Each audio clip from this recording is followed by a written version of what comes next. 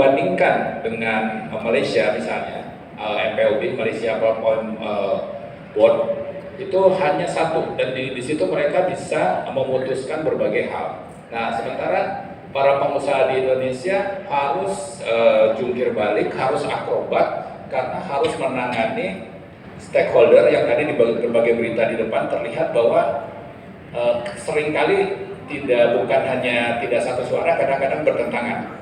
Bu Silva, mohon maaf, ini yang saya dapat dari sawit ini adalah menjadi apa ya ibaratnya. Wah, ini luar biasa. Boleh melanjutkan kegiatan di hari ini Bapak Dida Gardera? Boleh dong tepuk tangan terlebih dahulu.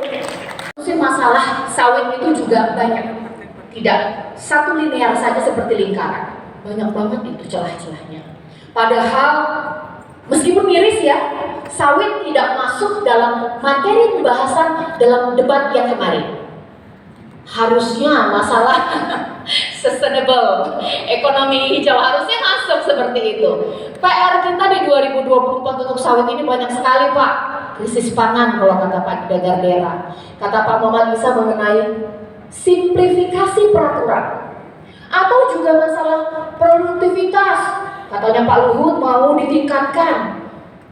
Hilirisasi, belum lagi mengenai kita dicambukin terus ini ya Pak Tungku. Musdalifah Mahmud.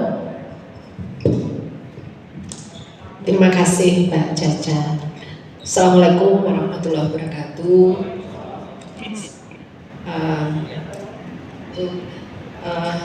Urung rembuk, kalau berbicara urung rembuk, memang jabatan itu kita keluarin ya.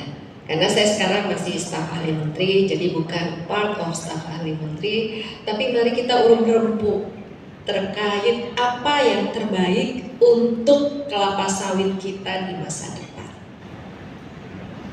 Kita tidak mengatakan kelapa sawit kita yang kita punya sekarang itu gagal, tidak, karena kita nomor satu di dunia. We are the best. Pengalaman kita bergabung di dalam SIPOPSI memberikan pembelajaran bahwa banyak hal positif yang kita bisa lakukan dan banyak hal-hal yang kita bisa sharing.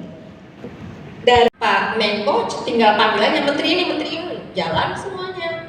Kita punya satu visi, udah itu bisa kita jalankan. Tapi tidak ada salahnya juga, itu satu. Mungkin ada 10 hal lainnya seperti dikatakan Pak Ihsan.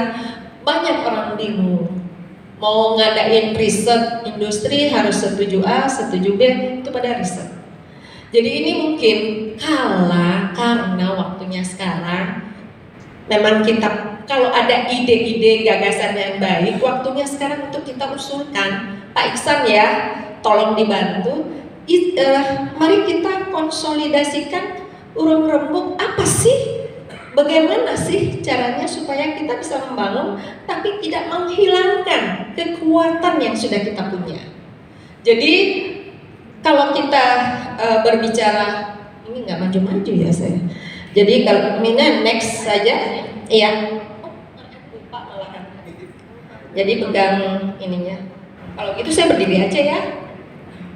Karena kalau membantu regulasi yang berkonotasi ini kita perlu konsolidasi pemerintah setempat, kemudian bagaimana mengatur pelaksanaan yang lain, kemudian pengembangan smallholder ini juga Pak Gulat ini selalu berjuang. Coba aja 180.000 hektar replanting sampai sekarang belum terwujud Pak Dedi ya.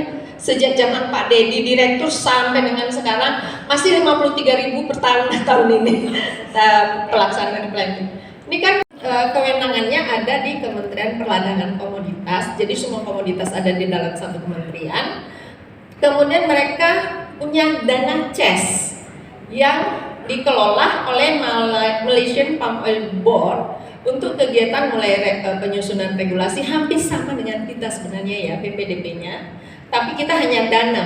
Kalau dia mulai dari regulasi dan pelaksanaannya, kemudian mereka membentuk berbagai lembaga-lembaga lainnya yang bergerak di sektor kelapa sawit.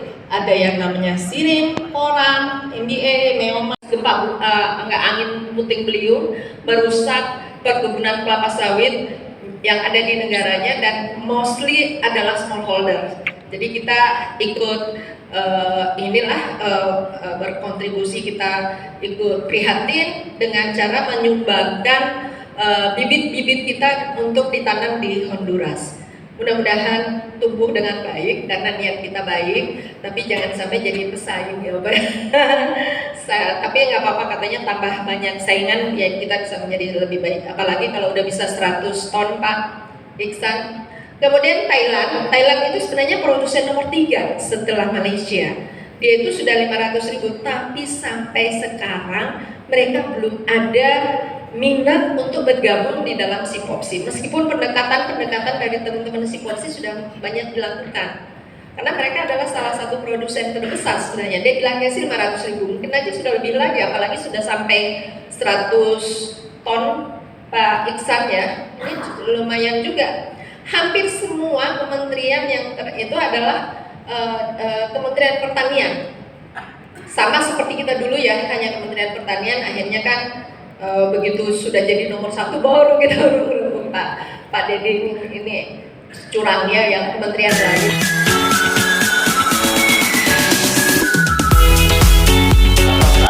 Jangan Ibu melihat bulan, jangan melihat rino, tapi kami ada di antara keterbatasan tersebut. Maka kami uraikan seperti ini, Bu.